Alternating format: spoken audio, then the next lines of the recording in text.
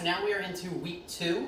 So we're going to go through the 4 parts, but a little different than last week's videos. I'm not going to demonstrate every single movement. You guys are now familiar. We're going to be using the same movements, but we're just going to change it up so the intensity is different, so we can up the volume a little bit, up the reps, change the pace a little bit. So let's go through each of these 4 sections and review exactly what we're doing. So part A. Last week we did it where it was slow. We kind of did like strength sets.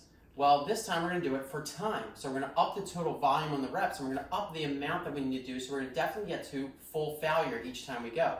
So, part A, for time.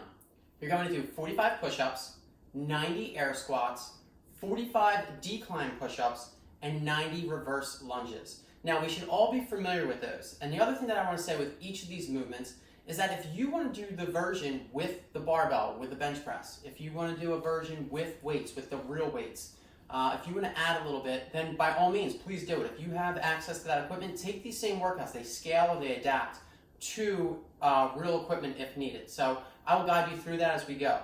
Now, as you'll see, we're doing more reps this time in total, but we're doing it in a lot more intensity. So we're going to get a little more of a burn, a little more of a pump. You'll also probably get through it a little faster. Once we get done with that, we'll move on to part B. Now, part B is not going to be for time. We are not going to track the score. This is just going to be to completion. It's because it includes a lot of that pace and tempo work that we're doing. So we're going to up the volume up a little bit by going 6 push-ups with the 5-second countdown, 12 squats with the 5-second countdown, so we're getting that time under tension so we can create that progressive overload. Then we're going to do 6 plyo push-ups, so they're the explosive ones or the ones where we walk over. And then 12 jumping lunges or plyo lunges. Now the thing that I would say here is you'll notice we're doing an extra rep each round for the push-up work, extra 2 reps for the squat work. But the thing you can do for any of the squat-related movements that we're doing throughout today is put a backpack on. If you don't have equipment, load yourself up a little bit. So if you want to really make it harder, this is where we need to start adjusting and make it custom for you.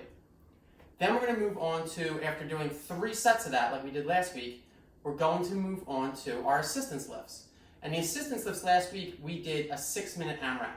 We're going to do the exact same thing this week, but now it's going to be 8 minutes. So we're going to get a little more pump, a little more volume. So it's going to be 8 minutes of the 6 rotating push-ups. So they're the ones where we're pushing up and we rotate up on our side. And that's what's giving us that fly effect, that pull in the center of our chest, almost like we're doing a cable crossover here.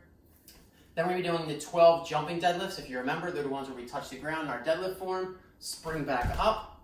Then we do the 6 skull crushers. Like I said, if you have equipment, do 6 real skull crushers. If not, do our table skull crushers, which I thought were amazing actually. And then move on to 12 good mornings. If you actually have weight, do real good mornings. If not, do the body weight ones. And then we're going to move on to 6 bench dips. Okay, if you have dips, do real dips. If you're using the bench, set back. Remember, the longer your feet are out, the harder it's going to be. The closer your feet are, the easier it will be.